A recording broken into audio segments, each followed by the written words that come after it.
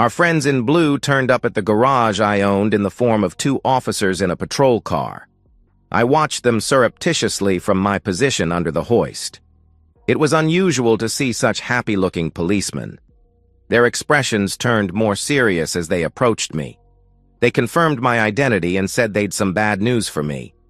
Something had happened to my wife at our house and she was in hospital, but they couldn't go into details. I tried to leave straight away, but they stopped me, wanting a few answers. "Can you account for your whereabouts for the last 3 hours, sir?" "Yes, officer.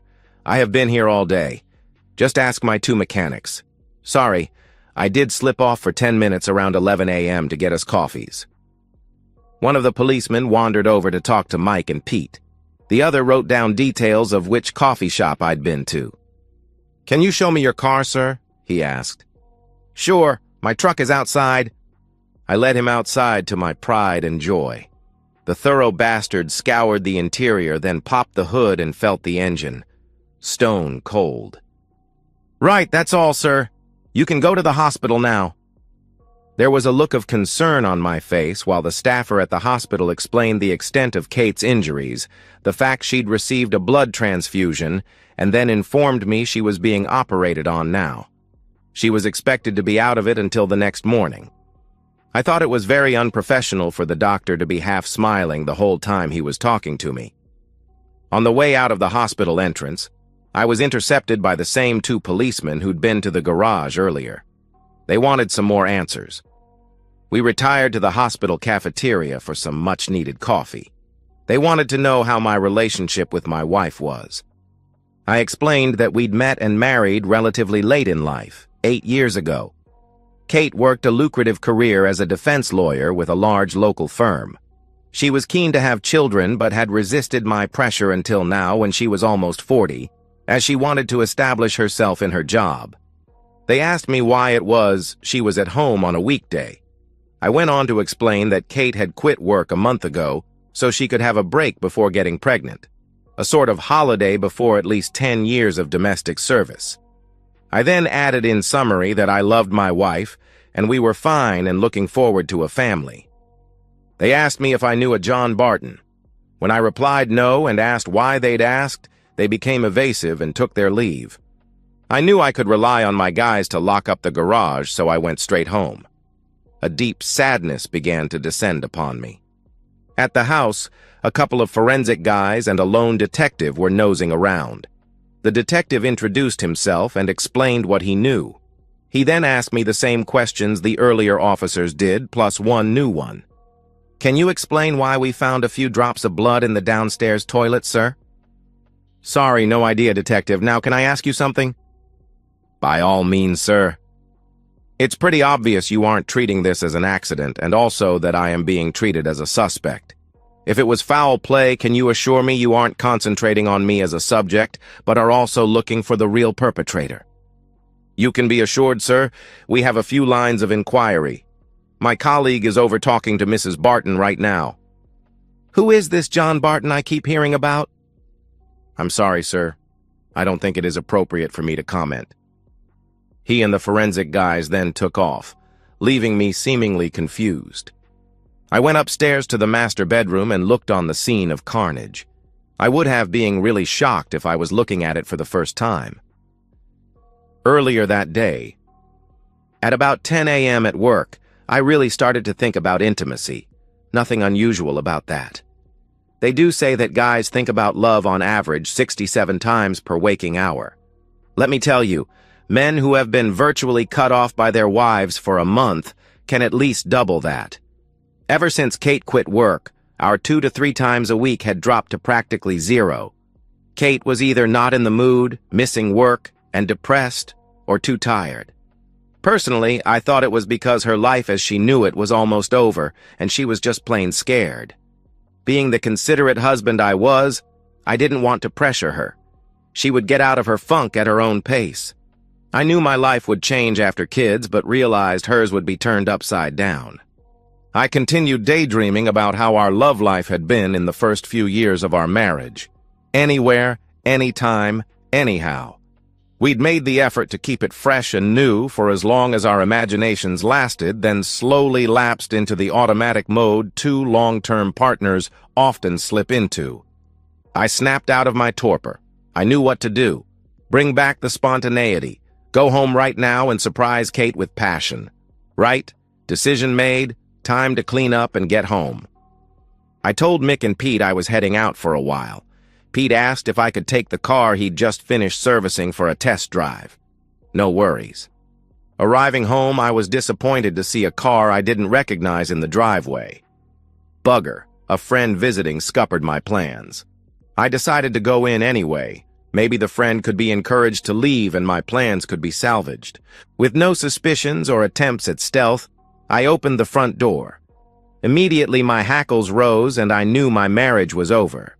The obvious sounds of enthusiastic activity were literally booming down the stairs. It was almost a reflex action to take out my phone and start recording video. Whenever a customer delivered a car to the garage, I always made a quick video log so we couldn't be accused of scratching it. With my heart racing, I sprinted up the steps and with video at the ready, looked in the master bedroom door. Yes, it was Kate. And yes, it was some guy I didn't recognize with her on our bed. Fighting every instinct I possessed to pounce and kill, I turned away. I can truthfully say it was the hardest thing I have ever done in my life. With legs no longer able to support my weight, I slumped down on the floor just outside the door. Utterly devastated, I was only vaguely aware of the dual sounds of them reaching their peaks just around the corner. I don't know how long I was there, but gradually became aware that all sounds of their adultery had ceased, and there was only talking happening. That was just as bad, and still rankled my soul to its core. I instinctively knew that I must get out of earshot so I could gain the time to process. I was fully aware that all input to the brain goes straight to the emotion center before going to the logic part of the brain for processing. I also instinctively knew that any reaction of mine based on emotion would end up with at least him in hospital and me in prison. I needed time to think. Quietly, I got up off the floor, tiptoed downstairs, and collapsed onto the couch. I knew that if they came downstairs soon, I wouldn't be capable of controlling my actions, but my legs just wouldn't take me any further. Frankly, I was in an emotional crisis. I couldn't have been more overwhelmed. Away from the sights, smells, and most of the sounds of betrayal, I was freed from emotional distractions. I did what I knew I did best and came up with a plan. It was blatantly copied from the coalition's invasion of Iraq in the Second Gulf War. Shock and awe. Strike with such speed and ferocity that all reactions were stupefied. Drag him from the room and out of her sight. Beat the hell out of him somewhere it wouldn't bruise too much. The stomach should be just right. Then throw him naked out the back door. Return for her and throw her naked out the front door.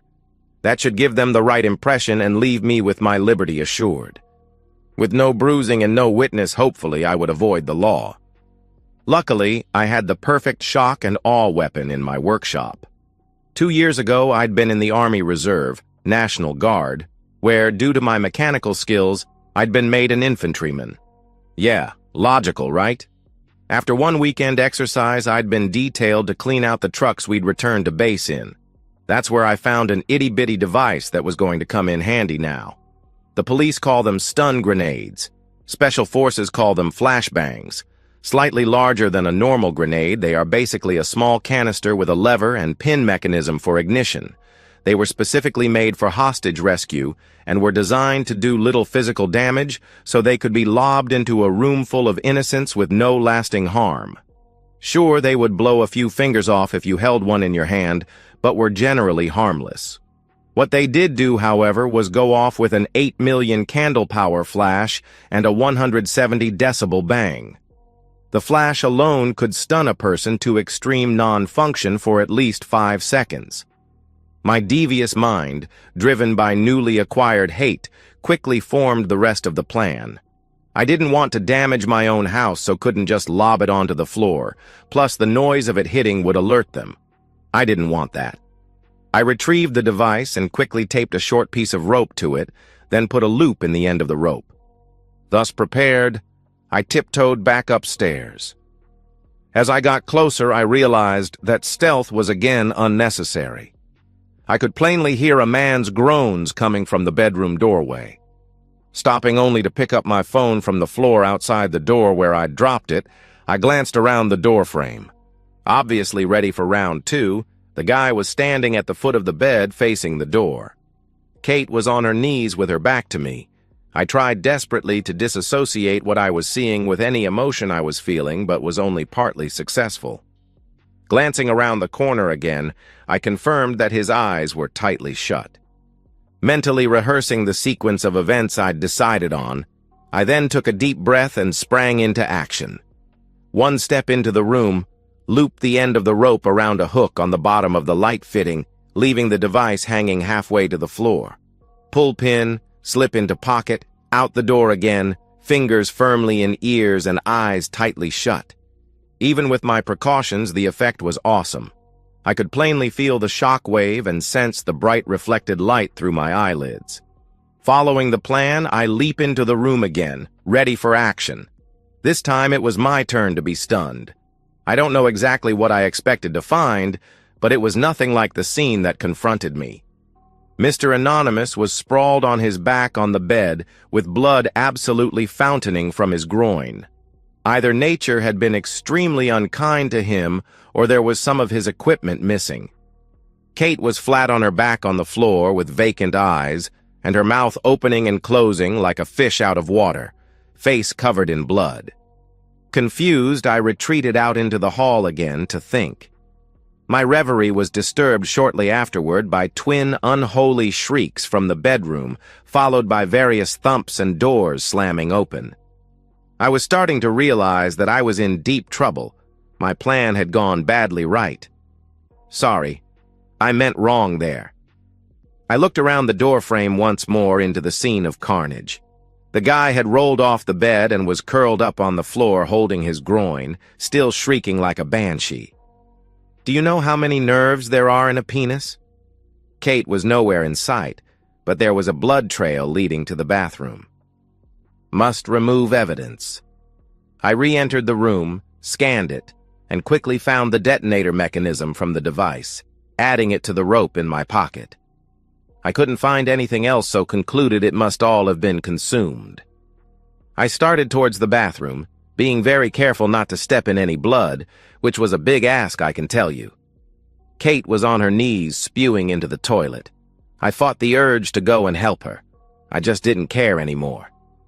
On the way out of the door, I spotted something amongst the blood on the floor. I picked it up. It was warm and squishy, and about 3.5 inches long. On the way out the front door, I detoured to the downstairs toilet and flushed it away. They wouldn't be sewing that back on. Careful not to screech my tires, I sped off down the street, thankful once again that we lived so far from the neighbors' houses. Halfway back to the garage, I dumped my pockets into a roadside bin.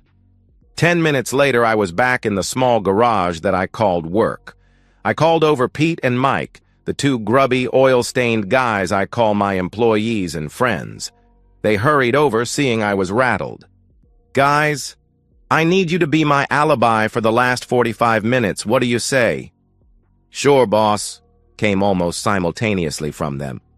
Well, before you agree so hastily, I'd better tell you that what I have done is pretty bloody serious, and once I tell you what it is, you may not be so quick to answer. I don't know what the hell I will be charged with, but it could mean prison time. Before I explained it to them, I went to my office and threw on an old, dirty set of coveralls. I then went over to the bin and grabbed an oily rag, rubbing it into my face and arms. I didn't know when the police would be here, but I fully expected them. Both guys looked at me a bit bemused. I gave them a quick rundown on events of the last little while. They looked at me with stunned expressions. Mike was the first to break. He tried to hold it in for a good 15 seconds, then erupted in laughter. That broke the ice for Pete, who shortly joined Mike and me in uncontrollable hooting. Mine was driven by the aftermath of an adrenaline rush. It was fully 5 minutes before we all regained control, and with handshakes and promises of support, they returned to their oily engine bays. For the next hour, spontaneous chuckles could be heard from inside various grimy spaces. My wife, Kate, was about to reap the reward she'd earned for being aloof with my lowly friends in the past. Do you know how hard it is to clean blood up? Bastard stuff sticks like poop to a blanket. I ended up only cleaning the bathroom floor that night. I decided to just throw the bed linen away and made a note to get a new carpet for the bedroom. The ripped curtains would have to go as well. I tried to keep busy, avoiding thinking. That process wasn't helped by the constant phone ringing and knocking at the door. Yes, the media were in feeding frenzy mode. The combination of adultery and a guy getting his manhood bitten off was a story sent from heaven for them. I only answered the door once and soon unplugged the phone. Finally, with nothing left to distract me, I got around to my soul-searching. Did I regret what I'd done? Strangely, no. I hated cheaters with a passion. I'd seen too many guys turned into woman-hating recluses when they caught their partners out. The funny thing was that until before lunchtime today, I would have bet my life on my wife sharing that passion. I was still stunned that I'd been so wrong, not to mention utterly bemused at Kate's motivation. She seemed to be as devoted to me as I was to her, and our love life was just fine. Well, until recently that was. After hours of internal turmoil, I could only come up with one solitary clue. I recalled the hairs on the back of my neck playing up about 2 months ago when Kate announced she was resigning so she could enjoy her last days of freedom. I expected her to work until at least the 7th month of her pregnancy. Something about her statement that she wanted a last hurrah before children struck me as odd. My rumination was interrupted by my private cell phone ringing. Not many people knew the number. Caller ID showed it to be Kate's parents' number. They lived in the same state, but about 3 hours' drive away. I'd always got along with them fantastically, so I answered. After way less than the usual pleasantries, her mum cut to the chase. "Dave, what's going on? Do you know why there are a bunch of journalists besieging our house?" Well, they had to find out sometime. I just couldn't bring myself to go into detail. Mum, did you watch the local news tonight? The top story, maybe? What?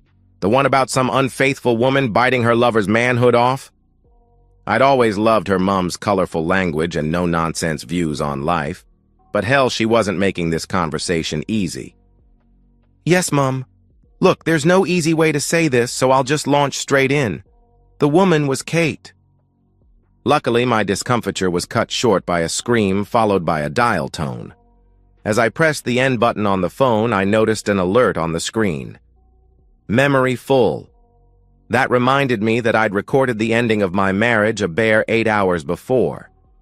I had vague memories of leaving the phone recording outside the bedroom door.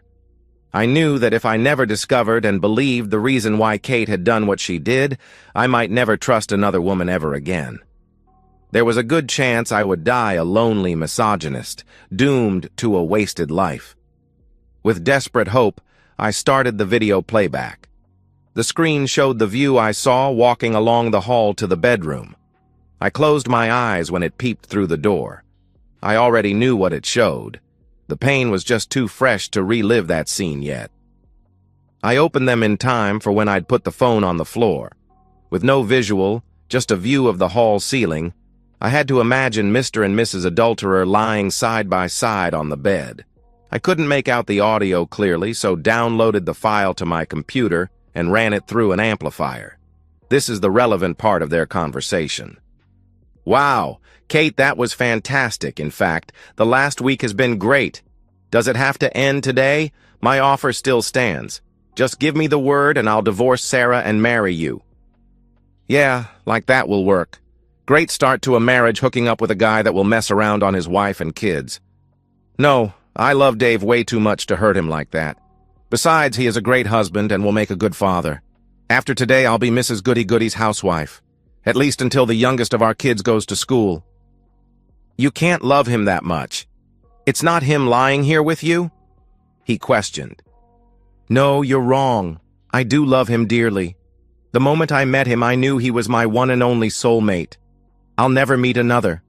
We are so in tune, physically, that he can take me places no one else ever has. I feel blessed that I have such a good man to spoil me and nurse me when I get a big belly from his 2 or 3 babies. No, I want nothing more than to die in his arms surrounded by our grandchildren." Well, that was a fine speech, counselor, but one that begs the obvious question. "Why are you cheating on him?" he questioned. At least Kate had the humanity to give this some thought. There was a good half a minute of silence. "I guess I just miss being single. I didn't get married until I was 31 and was a bit of a wild girl. I miss just going into a bar and getting hit on by a variety of guys. The thrill of leading a guy on and then deciding on impulse if he's going to score or not. Every second weekend lately, Dave has been going deer shooting with his buddies. 3 weekends ago, I decided to go for a trip down memory lane and hit a bar. That led to a one-night stand, which was kinda all right but unsatisfying. Then last Saturday, I happened to go to the bar where you were, and so here we are." "Christ, that's cold, Kate," he replied. "Just think of it as the last hurrah.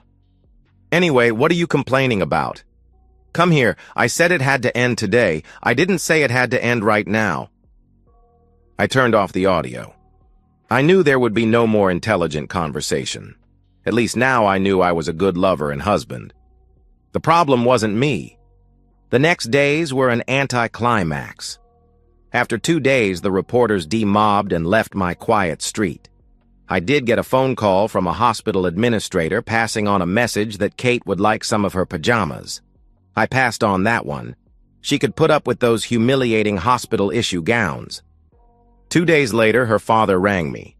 He apologized for his daughter's behavior and hoped I would stay in touch. To try to sweeten the deal, he reminded me that he did have another daughter and she was recently divorced. "Sorry, Dad, just too weird."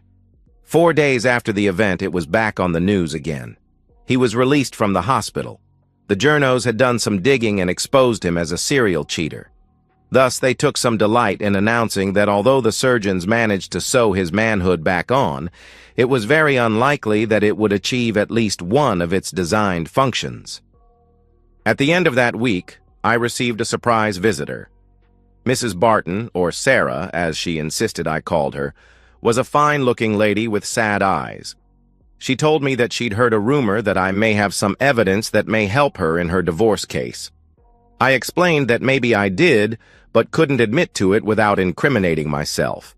She understood and was very apologetic for asking. I told her I thought there was such a glut of circumstantial evidence that she wouldn't need what I had. If that proved wrong, then I urged her to come back and I might reconsider. She had such sadness about her that I took pity. Pulling the video file up, I played her just the aftermath of the Big Bang. The shock at her husband's screams made her cringe initially, but she soon rallied. Suffice it to say, when she left, the sadness was gone. Being the helpful guy I am, I invited her to come over whenever the sadness returned for a pick-me-up. Oh yes, that wasn't the last time I would be seeing Sarah Barton. The last visitor I received was probably the strangest. On Saturday, I answered the door to the detective that I'd talked to at the house on the day of the big event. Gone was the suit, just jeans and shirt. "Hi, son. No, I won't come in. I just wanted to say that with insufficient evidence, I have recommended the case be closed." At my thanks, he turned to walk away, then paused and looked back. "Look, I'll be retiring at the end of the year. If I come back after that, would you tell me how you did it?" I just smiled and bid him a good day. The letter from Kate arrived the following Tuesday. "My dearest Dave, I cannot tell you how ashamed and sorry I am for what I did to you.